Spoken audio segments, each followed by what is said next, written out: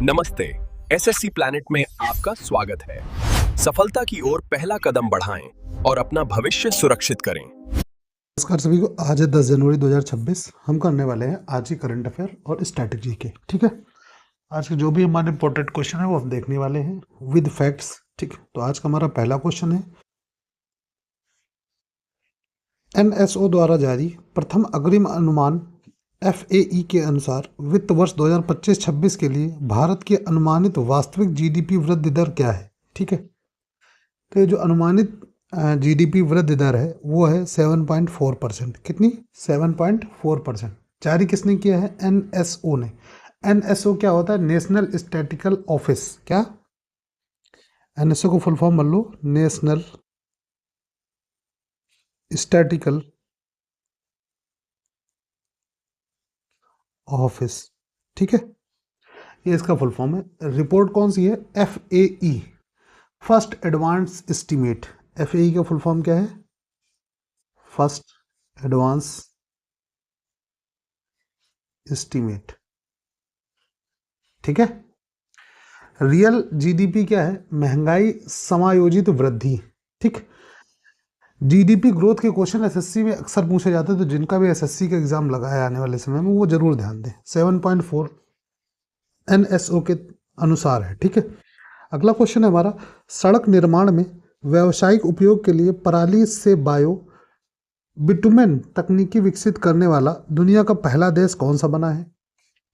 तो ये जो बना है वो है भारत। कौन सा देश है? भारत बना है। ठीक है, तो सड़क निर्माण में इसका कॉमर्शियल यूज होगा। किस चीज़ का? पराली का। पराली क्या होता है? पराली होता है जैसे धान जब काट लेते हैं हम लोग, धान की जब कटाई हो जाती है तो उसका जो वेस्ट पार्ट होता है, मतलब नीचे का पौधे का पार्ट, ठीक, बीज तो हम लोग निकाल लेते हैं, पौधे का पार्ट जो बचता है उसको क्या कहते हैं? पराली।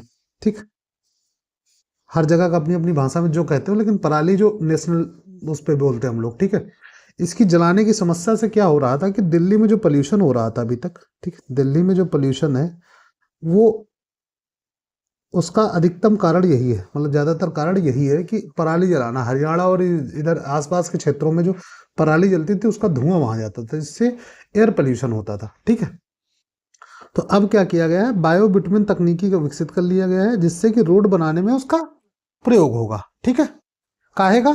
पराली का। अगला क्वेश्चन है हमारा, 12 जनवरी 2026 को निर्धारित ESON-1 पृथ्वी अवलोकन उपग्रह मिशन के लिए इसरो किस प्रक्षेपण यान का उपयोग करेगा? ठीक है, 12 जनवरी 2026 को निर्धारित ESON-1, ठीक, पृथ्वी अवलोकन उपग्रह मिशन के लिए इसरो किस प्रक्षेपण यान का उपयोग करेगा? तो किस यान का उपयोग करने वाला है इसकी बात कही गई है, तो ये होगा PSLV C62। ठीक, इसका उपयोग करेगा। ESON-1, ESO का जो मतलब है वो है अर्थ ऑब्जर्वेशन सैटेलाइट। क्या है? Earth observation satellite. ठीक है, अर्थ ऑब्जर्वेशन सैटेलाइट। PSLV जो है, इसमें PSLV का मतलब है पोलर सैटेलाइट लॉन्च व्हीकल। क्या? पोलर, एक minute,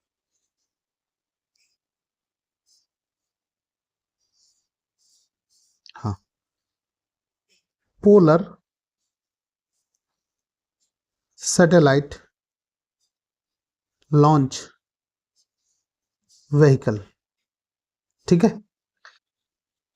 polar satellite launch vehicle का जो C62 वर्जन है उससे इसको लॉन्च किया जाएगा। किसको? EOS, earth observation satellite N1 को। ठीक है, कब लॉन्च होगा? ये 12 जनवरी 2026 को। ठीक है, ध्यान रखिएगा। अगला क्वेश्चन है हमारा, फरवरी मार्च 2026 में होने वाले ICC पुरुष T20 विश्व कप की सह मेजबानी कौन से दो देश करेंगे? ठीक है, तो ये करेंगे भारत और श्रीलंका। शायद सभी को पता है, ठीक, क्योंकि इसमें जो पाकिस्तान के मैचेस हैं वो श्रीलंका में होने वाले। बांग्लादेश ने भी अभी अप्लाई किया था, शायद ICC ने उसको खारिज कर दिया है। ठीक है, तो ये इवेंट्स के जो क्वेश्चन है बनते हैं अधिकतर। ठीक है, तो जिनका भी मान लो अभी अप्रैल से पहले जिनका भी पेपर है, हाँ, उसमें पूछा जा सकता है क्वेश्चन। अगला क्वेश्चन है हमारा, अमेरिकी राष्ट्रपति द्वारा भारत में नए अमेरिकी राजदूत के रूप में किसे नियुक्त किया गया है? ठीक है, तो ये किया गया है सर्जियो गोर को। किसको? सर्जियो गोर को। ठीक है, नामांकन किसने किया है? डोनाल्ड ट्रंप द्वारा, ठीक। किसके द्वारा? डोनाल्ड ट्रंप द्वारा, ठीक। क्या है? नामांकन किया गया इनका, ठीक। एम्बेसडर क्या होता है? ये राजनयिक प्रतिनिधि होता है किसी देश का दूसरे देश में, ठीक है। चलो अगला क्वेश्चन है हमारा, गृह मंत्रालय की अधिसूचना के अनुसार जनगणना 2027 का पहला चरण किस तिथि से शुरू होगा? तो पहला चरण किस तिथि से शुरू होगा? तो ये होगा 1 अप्रैल 2026 से, ठीक। और ये जो 2027 वाली जनगणना है पूर्णतः डिजिटल होगी, ठीक। इसके लिए 2 ऐप लॉन्च किए गए, मैंने आपको बताया है। ऐप लॉन्च जो किए गए हैं, ठीक, उनका क्या नाम है आपको कमेंट करना है, ठीक। कमेंट करिए, ठीक है। अगला क्वेश्चन हमारा, भारत निर्वाचन आयोग के तत्वावधान में जनवरी 2026 में लोकतंत्र और चुनाव प्रबंधन पर अंतर्राष्ट्रीय सम्मेलन IIICDEM कहाँ आयोजित किया जाएगा? ठीक है, तो ये जो किया जाएगा, ये किया जाएगा भारत मंडपम नई दिल्ली में। कहाँ पे? भारत मंडपम नई दिल्ली में, ठीक है। आयोजक कौन होगा इसका? इसका आयोजक होगा election commission of India, ECI, election commission of India, ठीक है। विषय क्या होगा इसमें? विषय इसमें जो होना है वो है लोकतंत्र और चुनाव प्रबंधन, ठीक। अगला क्वेश्चन है हमारा, अमेरिका ने हाल ही में रूसी ध्वज वाले तेल टैंकर मैरिनारा को किस महासागर क्षेत्र में जब्त किया है? ठीक, तो ये अभी महासागर जो जिसमें जब्त किया है वो उत्तरी अटलांटिक महासागर है। उत्तरी अटलांटिक महासागर में रूस का जो फ्लैग लगा हुआ टैंकर था उसको अमेरिका ने जब्त किया है, ठीक है, तेल चोरी का हवाला देते हुए, ठीक। अभी इसमें कोई अगली प्रक्रिया नहीं आई है, देखते हैं क्या होता है। मैरिनारा जो ये टैंकर है, ठीक, इसका पहले नाम था, क्या नाम था? बेला फर्स्ट इसका पहले नाम था। अभी इसको नाम बदल के मैरिनारा कर दिया गया है, ठीक है। अगला क्वेश्चन है हमारा, सोमनाथ स्वाभिमान पर्व 1026 ईस्वी में मंदिर पर हुए हमले की 1000वीं वर्षगांठ किस आक्रमणकारी से संबंधित है? ठीक, तो किस आक्रमणकारी ने उस पर हमला किया था, कुल मिला के ये पूछा गया। तो ये किया गया था महमूद गजनवी द्वारा। किसके द्वारा? महमूद गजनवी द्वारा, ठीक है। 1000वीं वर्षगांठ है, ठीक। सोमनाथ टेम्पल है कहाँ पे? सोमनाथ टेम्पल जो है आपका ये है गुजरात में। कहाँ पे है? गुजरात में, ठीक है। आक्रमण कब हुआ था इसमें? 1026 ईस्वी में। किसके द्वारा किया गया था? महमूद गजनवी द्वारा, ठीक है। अगला क्वेश्चन है हमारा, 10 से 18 जनवरी 2026 तक आयोजित होने वाला 53वें विश्व पुस्तक मेले का आयोजन कहाँ किया जाएगा? ठीक है, तो ये जो किया जाएगा आपका कौन सा मेला है? विश्व पुस्तक मेला, ठीक। ये किया जाएगा भारत मंडपम नई दिल्ली में। कहाँ पे? भारत मंडपम नई दिल्ली में, ठीक है। 10 से 18 जनवरी तक ये आयोजित होगा, ठीक। ये साहित्यिक आयोजन है और इसके वेन्यू के बारे में SSC में कई बार पूछा गया क्वेश्चन। अगला क्वेश्चन हमारा, हाल ही में प्रधानमंत्री ने किस क्षेत्र के भारतीय स्टार्टअप्स के साथ उच्च स्तरीय गोलमेज बैठक की अध्यक्षता की है? ठीक, तो PM की जो गोलमेज बैठक हुई है वो भारतीय AI स्टार्टअप्स की लेके हुई है। किसको? AI स्टार्टअप्स को लेके, ठीक है। AI स्टार्टअप्स को लेके, ठीक है।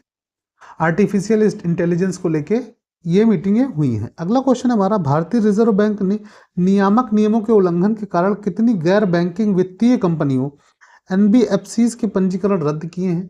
तो ये किए हैं 35 के। कितने के? 35 ऐसी गैर वित्तीय कंपनियां हैं, ठीक। NBFCs का मतलब होता है, NBFC जो है इसका फुल फॉर्म जो है नॉन बैंकिंग फाइनेंशियल कंपनी, ठीक है। कारण क्या है? रेगुलेटरी नॉन कंप्लायंस, मतलब जो नियामक नियम है उनका उल्लंघन किया गया है, ठीक है। किसके द्वारा किया गया है? तो RBI के द्वारा किया गया है, भारतीय रिजर्व बैंक के द्वारा, ठीक है। अगला क्वेश्चन हमारा, महिला एवं बाल विकास मंत्रालय द्वारा हाल ही में शुरू किया गया एकीकृत डिजिटल पोर्टल कौन सा है? एकीकृत डिजिटल पोर्टल कौन सा है? तो ये है हमारा कौन सा है? पंखुड़ी, ठीक। एकीकृत डिजिटल पोर्टल जो है वो पंखुड़ी है। किसके द्वारा जारी किया गया? महिला एवं बाल विकास मंत्रालय द्वारा, ठीक। इसका उद्देश्य क्या है? पार्टनरशिप्स को मजबूत करना, ठीक है। अगला क्वेश्चन है हमारा, मूल्य आधारित शिक्षा के लिए संस्कारशाला का शुभारंभ किस राज्य के राज्यपाल द्वारा किया गया है? ठीक, किसका? संस्कारशाला का जो शुभारंभ है वो असम के द्वारा किया गया। किसके द्वारा किया गया? असम के द्वारा, ठीक है। इसका उद्देश्य क्या होगा? वैल्यू बेस्ड एजुकेशन, ठीक, वैल्यू बेस्ड एजुकेशन, ठीक है, वैल्यू बेस्ड एजुकेशन। अगला क्वेश्चन है हमारा, केंद्रीय रेशम बोर्ड में निदेशक वित्त के पद पर किसे नियुक्त किया गया है? जो वित्त के पद पर नियुक्त किया गया है वो किया गया है पीएस गिरीशा को। किसको? पीएस गिरीशा को, ठीक है। टेक्सटाइल सेक्टर से रिलेटेड प्रश्न है आपका। सिल्क इंडस्ट्री के प्रशासनिक पद पर बैठे हैं पीएस गिरीशा, ठीक है। किसमें? केंद्रीय रेशम बोर्ड के निदेशक जो कि वित्त, ठीक है। अगला क्वेश्चन है हमारा, देखो यहां से हमारे स्टैटिक के क्वेश्चन चालू होते हैं। इसमें हमारा पहला क्वेश्चन है, प्राचीन स्मारक संरक्षण अधिनियम 1904 किस वायसराय के कार्यकाल में पारित किया गया?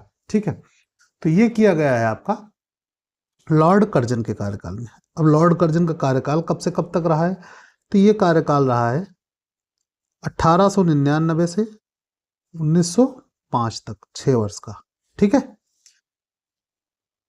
इनका क्या काम था? इनका जो ये था कि आर्कोलॉजिकल सर्वे ऑफ इंडिया जो थी ASI, उसको बल दिया, ठीक है। हेरिटेज प्रोटेक्शन से जुड़ा हुआ यह प्रश्न है आपका। अगला क्वेश्चन है, जलियांवाला बाग हत्याकांड की जांच किस ब्रिटिश सरकार ने जांच के लिए किस ब्रिटिश सरकार ने किस आयोग का गठन किया था? तो ये जो गठन किया था वो हुआ था हंटर आयोग का गठन। कब हुआ था? 1919 में, क्योंकि जलियांवाला बाग 1919 में हुआ था, ठीक। अगला क्वेश्चन है हमारा, भारत में मौद्रिक नीति के निर्माण की जिम्मेदारी किस संस्था पर है? तो ये है भारतीय रिजर्व बैंक मौद्रिक नीति समिति पर, ठीक। भारतीय रिजर्व बैंक मौद्रिक नीति समिति, इसका गठन कब हुआ था? इसका गठन हुआ था 2016 में। काहे का? मौद्रिक नीति का, ठीक है। रेपो रेट तय करती है समिति। समिति का काम क्या होता है? रेपो रेट तय करना, ठीक है, रेपो रेट तय करना, ठीक है। चलो अगला क्वेश्चन है हमारा, माउंट एटना नामक प्रसिद्ध सक्रिय ज्वालामुखी किस देश में स्थित है? तो ये हमारा इटली में स्थित है। कब है? इटली में। ये यूरोप का सबसे सक्रिय ज्वालामुखी है, ठीक। और किस आइसलैंड पे है? तो ये है जो आइसलैंड है वो है सिसिली। क्या? कौन सा आइलैंड पे है? सिसिली, सिसिली आइलैंड है, ठीक है, पर स्थित है। अगला क्वेश्चन है हमारा, कपास की खेती के लिए सबसे उपयुक्त मिट्टी कौन सी है? तो ये काली मिट्टी है आपकी। कौन सी है? काली मिट्टी है, ठीक। जिसको क्या कहते हैं? जिसको कहते हैं रेगुर। क्या कहते हैं? रेगुर, ठीक है। और ये कॉटन को ब्लैक कॉटन सॉइल पसंद है। क्या है? कॉटन को ब्लैक कॉटन सॉइल पसंद है। महाराष्ट्र, गुजरात और MP में पाई जाती है। कहाँ पाई जाती है? महाराष्ट्र, गुजरात और MP में, ठीक है। इसमें क्या होता है? इसमें आपके जल धारण क्षमता अधिक होती है। क्या होती है? जल धारण क्षमता अधिक होती है, मतलब जल को ज्यादा एब्जॉर्ब कर पाती है। जल धारण क्षमता अधिक होती है, ठीक है। आज के हमारे यहीं 20 क्वेश्चन कंप्लीट हुए, जिसमें हमने 15 करंट के और 5 स्टैटिक के किए हैं। PDF टेलीग्राम पे पड़ जाएगा। अगर वीडियो अच्छा लगा हो तो लाइक करें, कमेंट करें। बाकी मिलते हैं अगले वीडियो में, तब तक के लिए बाय बाय, टेक केयर।